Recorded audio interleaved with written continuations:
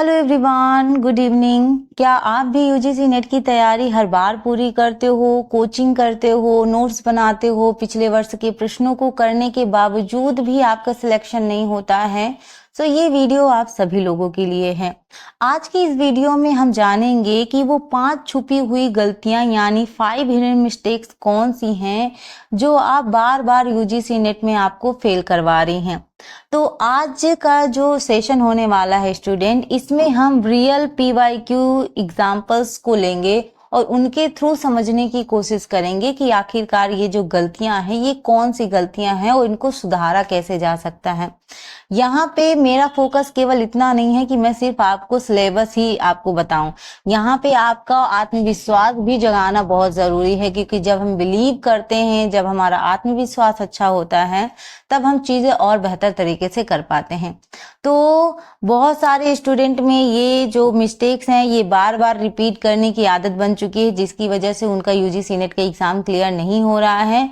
अगर आज ये आप कंप्लीट वीडियो देख लेते हैं तो यकीन मानिएगा कि आपके दिसंबर एग्जाम में आपको बहुत सारे चेंजेस देखने को मिलेंगे और आपका रिजल्ट क्वालिफाई होगा।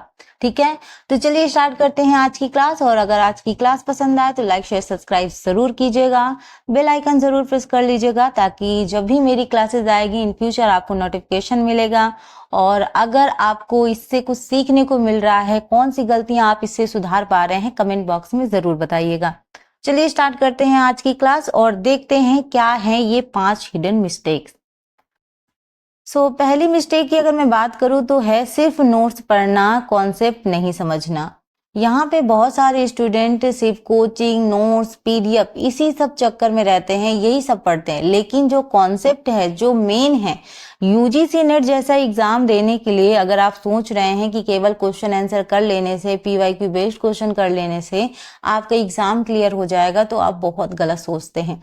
क्योंकि यूजीसी नेट आपसे ट्विस्टेड क्वेश्चन पूछता है, यानी क्वेश्चनों को घुमा के पूछता है। और क्वेश्चन अगर घुमा के पूछ रहे हैं तो आपको ये समझना जरूरी है कि आखिरकार इसका कॉन्सेप्ट क्या है। अगर आपने उस चीज को अच्छे से समझा है तभी आप जो ट्विस्टेड यानी जो घुमा के क्वेश्चन पूछे जा रहे हैं उनको आप आसानी से हल कर पाओगे। मैं एक एग्जांपल के थ्रू आपको बताना चाहूंगी। जैसे मान लो ये एक क्वेश्चन दिया हुआ है, ठीक है। अब इसको पहले आप आंसर करना, फिर मैं आपको बताऊंगी कि यहाँ पे आखिरकार दिया क्या गया है और आपको कैसे समझना है। जैसे क्वेश्चन पूछा गया है आपसे कि एरिक्सन का ईमानदारी बनाम निराशा का चरण निम्न में से किसमें घटित होता है, ठीक है। ऑप्शंस हैं आपके early childhood, adolescence, late adulthood और डी है आपका मिडिल एज। अब आपको ये समझना है कि आखिरकार इस क्वेश्चन में पूछा क्या गया है। देखो, हमारे पास यूजीसी नेट में बहुत ज्यादा समय नहीं होता है, कम समय में हमें क्वेश्चन ज्यादा करने होते हैं। यहाँ पे आपको ये समझने लायक है कि जब लेंदी चीजें आती हैं तो आपको कम समय में कैसे आप ज्यादा से ज्यादा क्वेश्चन कर पाओ। अगर मैं यहाँ पे आंसर की बात करूंगी, आई होप आप सभी ने अपना अपना आंसर दे दिया होगा, तो यहाँ पे जो राइट आंसर होगा वो होगा आपका ऑप्शन सी, यानी लेट अडल्टहुड। देखो यहाँ पे लेट अडल्टहुड यानी अगर आपने इस कॉन्सेप्ट को समझा होता कि यहाँ पे स्टेज लाइफ रिव्यू की होती है, ठीक है, यहाँ पे स्टेज लाइफ रिव्यू की होती है, तो कंफ्यूजन बिल्कुल भी नहीं होगा। आप तुरंत ये देखोगे और तुरंत आप आंसर कर दोगे।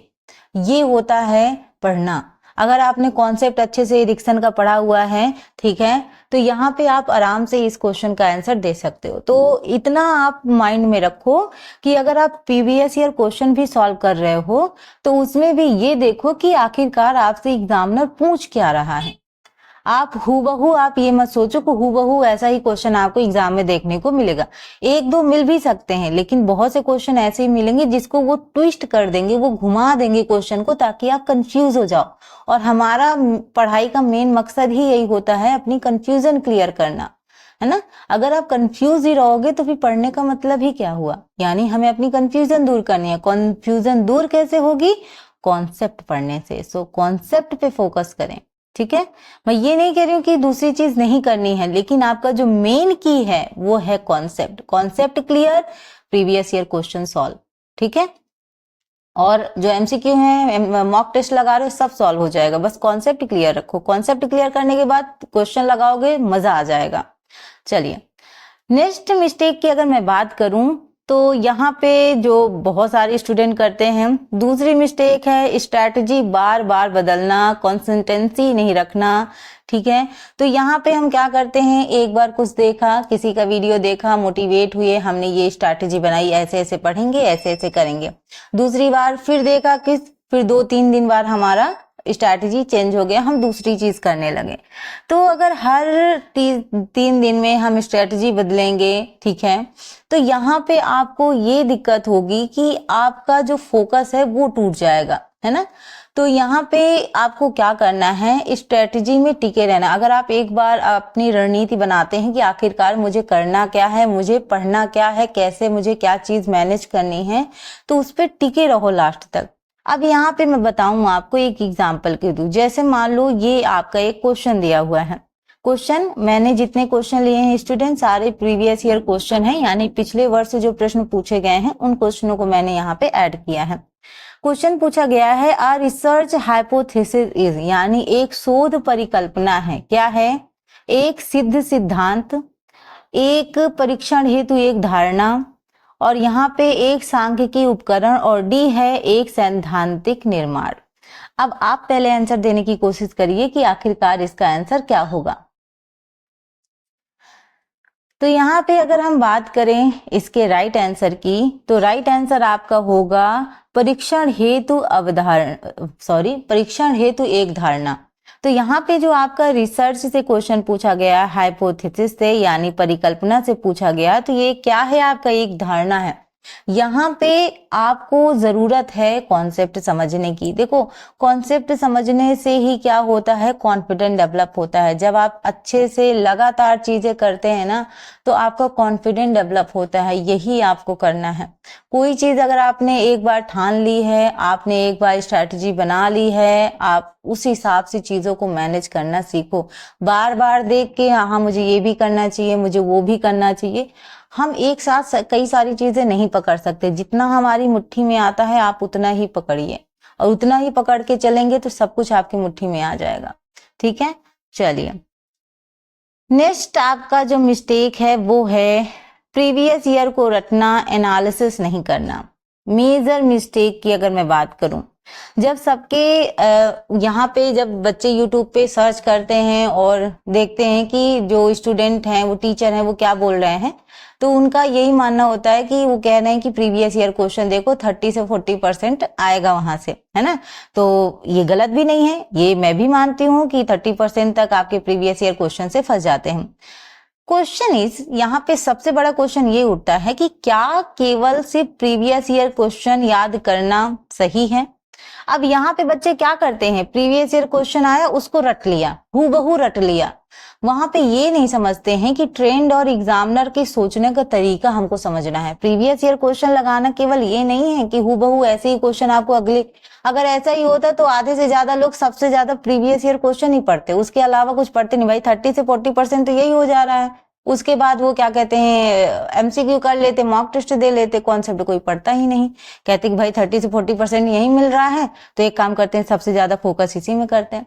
ऐसा नहीं होता। यहाँ पे मैं आपको बता दूं कि प्रीवियस ईयर क्वेश्चन लगाने का मेन मकसद ये है कि ट्रेंड और एग्जामिनर के सोचने का जो तरीका है वो क्या है, उस हिसाब से हम रिलेट कर पाते हैं, उस हिसाब से हम आगे की स्ट्रेटजी बनाते हैं कि कैसे हमको करना है। ठीक है, जैसे मान लो यहाँ पे मैंने एक एग्जाम्पल दिया है आपको। ठीक है, यहाँ पे दिया हुआ है कपास का मर्सरीकरण बढ़ता है। ठीक है, क्वेश्चन पूछा गया था प्रीवियस ईयर क्वेश्चन में। ठीक है, लंबाई, वजन, लस्टर या फिर स्ट्रेंथ, ताकत। ठीक है, अब आप बताइए कि इसका आंसर क्या होगा।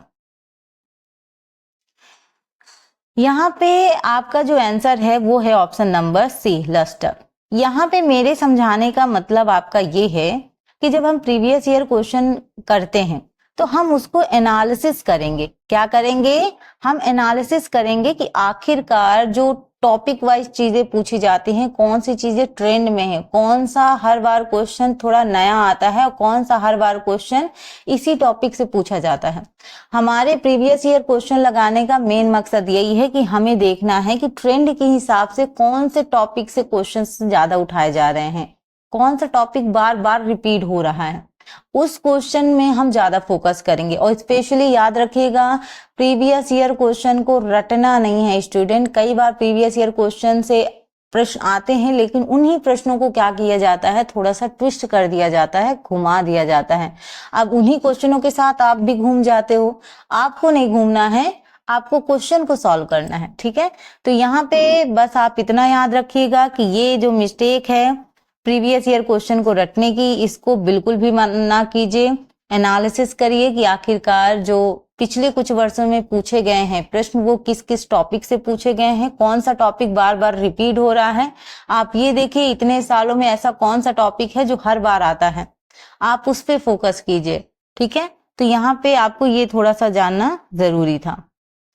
4 मिस्टेक जो मैं आपको बताना चाहूंगी, मॉक टेस्ट देने के बाद सिर्फ मार्क्स देखना, ये कई सारे लोग गलती करते हैं। इवन अगर बात करूं तो स्टार्टिंग में जो भी स्टडी करता है, जो भी पढ़ाई करता है, यही करता है, मार्क्स अच्छे आ गए, वाह बहुत बढ़िया, और आगे मूव ऑन कर गया। तो मॉक टेस्ट देने के बाद अगर गलतियां एनालिसिस नहीं कर रहे हो तो ये सबसे बड़ी मिस्टेक है।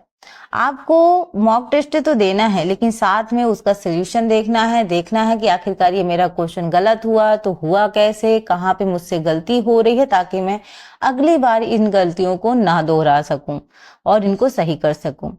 एक क्वेश्चन यहाँ पे मैंने प्रीवियस ईयर ऐड किया है, पूछा गया था आपसे कि प्रोटीन की विकृतीकरण में शामिल है, डीनेचुरेशन में शामिल है, आपका पूछा गया था, ठीक है।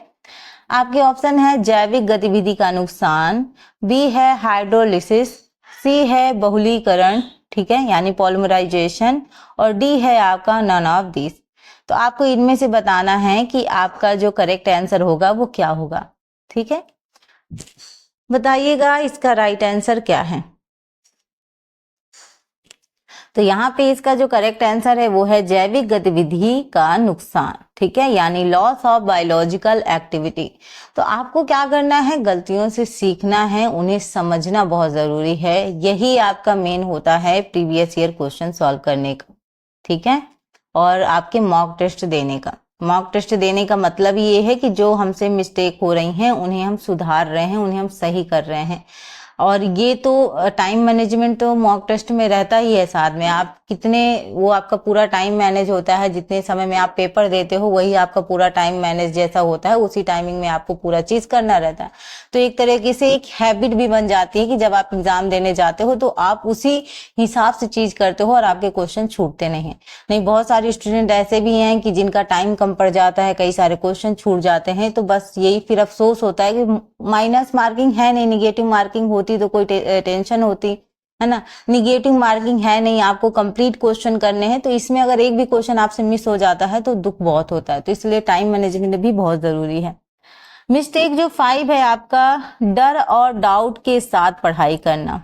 बहुत सारे लोग ये इस चीज में करते हैं कि मुझसे नहीं होगा।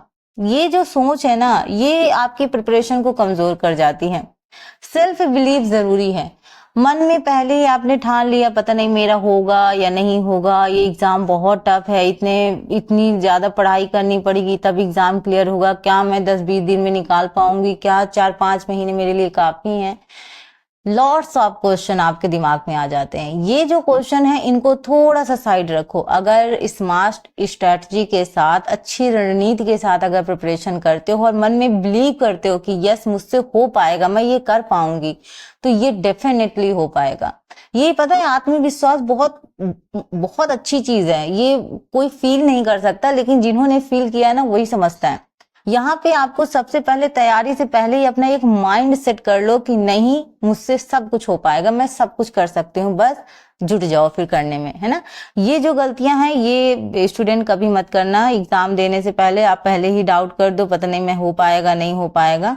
ये जो निगेटिविटी है ना ये बहुत डिफिकल्ट हो जाती है फिर एग्जाम क्लियर करने में, ठीक। यहाँ पे देखिएगा आपसे क्वेश्चन, प्रीवियस ईयर क्वेश्चन पूछा गया था, गैन चार्ट का उपयोग किसके लिए किया जाता है। आपको ऑप्शन है विपणन के लिए, बी है टाइम मैनेजमेंट इन प्रोजेक्ट्स के लिए, ठीक है, परियोजनाओं में समय प्रबंधन, सी है न्यूट्रिशन प्लानिंग, और डी है आपका टेक्सटाइल डिजाइनिंग यानी कपड़ा डिजाइनिंग में। तो यहाँ आंसर तो आपने ऑलरेडी देख लिया। इसका जो राइट आंसर है आपका क्या है, टाइम मैनेजमेंट इन प्रोजेक्ट, ठीक है। ये आपका क्या होगा, इसका करेक्ट आंसर होगा। तो सेल्फ कॉन्फिडेंस के साथ पढ़िए, तभी आपका आंसर सही होगा, तभी आप आंसर तक पहुंच पाएंगे। सेल्फ डाउट होगा तो कहीं आपको लगेगा अरे ये आंसर तो नहीं है, अरे ये आंसर तो नहीं है, इसको लगाऊं कि इसको लगाऊं। फिर बहुत सारे, अच्छा मैंने देखा है स्टार्टिंग में, जैसे जो लोग पहले भी पेपर देते अक्कड़ बक्कड़ बोल बहुत सारे लोग करते हैं, पता नहीं कुछ लोग करते होंगे, अभी इतने सारे आप सभी स्टूडेंट हैं, मुझे नहीं पता कौन करता है, लेकिन ABCD कौन सा सही है। जब बहुत ज्यादा कंफ्यूजन होती है, हमें कोई भी माइंड में क्लियर थॉट नहीं आता है कि ये होगा या ये होगा, तो बहुत सारे ये स्टूडेंट करते भी हैं, लेकिन अक्कड़ बक्कड़ से कुछ नहीं होने वाला। ABCD करते रहो, ठीक है। सेल्फ कॉन्फिडेंस में रहोगे तो तुरंत आपको हिट होगा कि नहीं यही आंसर। तो यहाँ आप देखते हैं कंक्लूजन। तो आपने अभी 5 गलतियां तो देख ली, बस इतना समझ लो कि अगर ये 5 गलतियां आपने देख ली तो आपने नेट का आधा सफर तो वैसे ही कंप्लीट कर लिया। अब आपको करना क्या है, अब इस पे थोड़ा सा ध्यान देते हैं। करना क्या है, सबसे पहली चीज कॉन्सेप्ट पर फोकस करो। जो कॉन्सेप्ट है वो मेन है। अगर आपने कॉन्सेप्ट रेडी कर लिया, वो मैं रेडी आपको करवाऊंगी, ठीक है।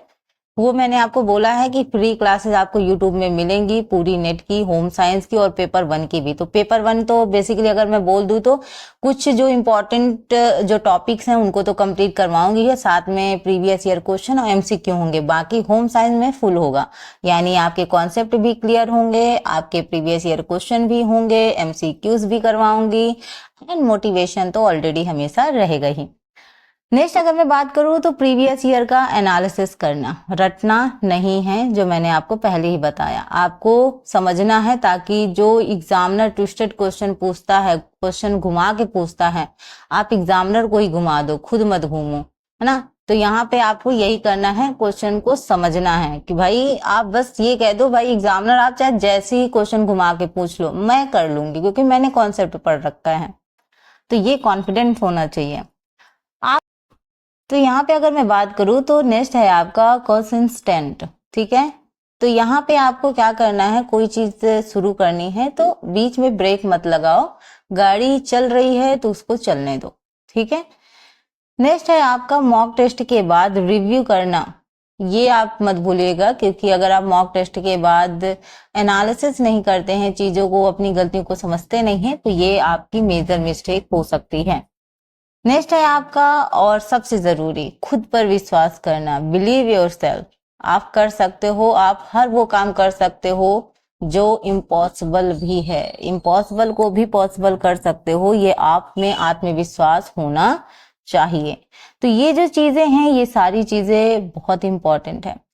तो अगर आपको ये वीडियो आपके दिल से वैल्यूबल लगा हो, आपके लिए इंफॉर्मेटिव लगा हो, आपको इससे कुछ सीखने को मिला हो, जो आपके मन में डाउट्स थे वो क्लियर हुए हों, आपको सच में लगा हो कि नहीं ये मेरी काम की चीज थी, इससे मुझे काफी मदद मिली है, तो इस वीडियो को लाइक करो, कमेंट जरूर करिएगा, कमेंट में बताइएगा कि आपको कौन सी गलती है जो आप बार बार कर रहे थे, जिसकी वजह से आपका नेट एग्जाम नहीं क्लियर हो रहा था, और अब आप इसमें से क्या चेंजेस करोगे। और हाँ, अगर आप चाहते हो कि मैं और ऐसी ही ऑनेस्ट, रियल और स्ट्रैटेजी वीडियो लाती रहूं, तो इस अनब्रेकेबल प्रतिभा को सब्सक्राइब कर लीजिएगा, बेल आइकन दबाना मत भूलिएगा, ताकि इन फ्यूचर जो भी मेरी क्लासेस होती हैं उनकी नोटिफिकेशन आप तक पहुंचे। और ये जो क्लास है ये पसंद आए तो लाइक कीजिए, ज्यादा से ज्यादा अपने दोस्तों, रिलेटिव सभी में शेयर कीजिए, ताकि उन तक भी ये इम्पोर्टेंट इंफॉर्मेशन पहुंचे। और अगर आप ऐसे ही लगी रहेंगी अपने लगन से, तो आपका JRF जरूर क्वालिफाई होगा। Best of luck your future, and I hope आप सभी ऐसे ही प्रिपरेशन करते रहें, ऐसे ही लगातार लगे रहें, और एक बिल्कुल ऐसे मुकाम में पहुंचे जहां आप जाना चाहते हैं। मिलते हैं अपने नेक्स्ट क्लास में एक नए इंफॉर्मेटिव वीडियो के साथ, नई क्लास के साथ। अपना ख्याल रखिए, अपने माता पिता का ख्याल रखिएगा। Thank you for watching, thank you so much, bye bye.